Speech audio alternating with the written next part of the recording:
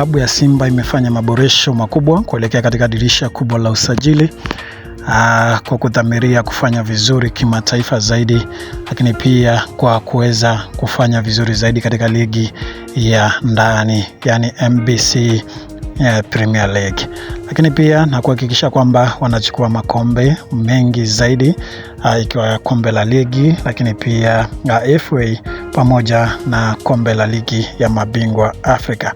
Sasa katika kuhakikisha kwamba wanajiweka vizuri kufanya usajili mkubwa sana wa nguvu, taarifa kutoka kwa mdhamini mkuu wa klabu ya Simba Mo Dewji, ambaye ni rais wa klabu hiyo, ameweza kutoa taarifa na kusema kwamba amedhamiria kufanya usajili ambao haujawahi kutokea hapa Tanzania, lakini pia katika maeneo mengine yanayozunguka East Africa.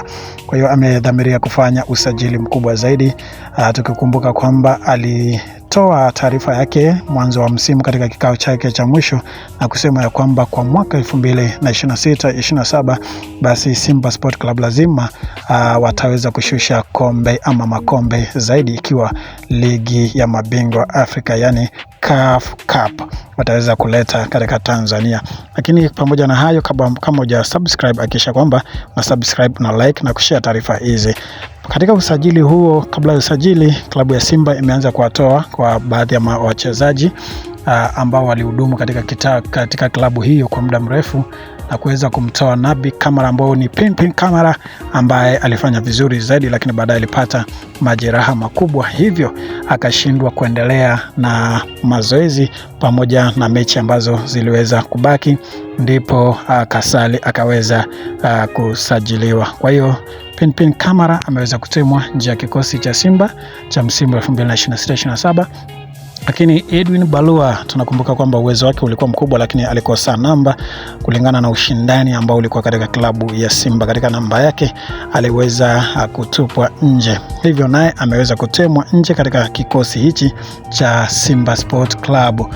Joshua Mtale Mwamba huyo kutoka kule Zambia, naye ameweza kutemwa nje ya kikosi, hivyo hata kuwa mojawapo wa wachezaji ambao wataweza kuwepo katika misimu ijayo 2026-27, hivyo naye amefungashiwa virago vyake. Kumbuka kwamba alikuwa na uwezo, lakini alikosa namba, pamoja na Omar aliweza kukosa namba, pamoja na Musa Kamara huyo aliweza kukosa namba pia.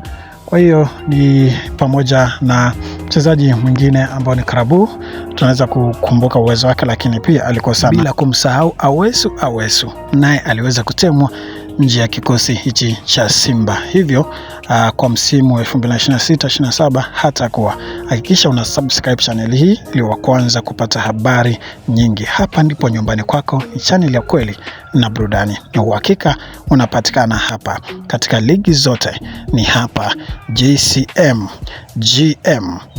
TV.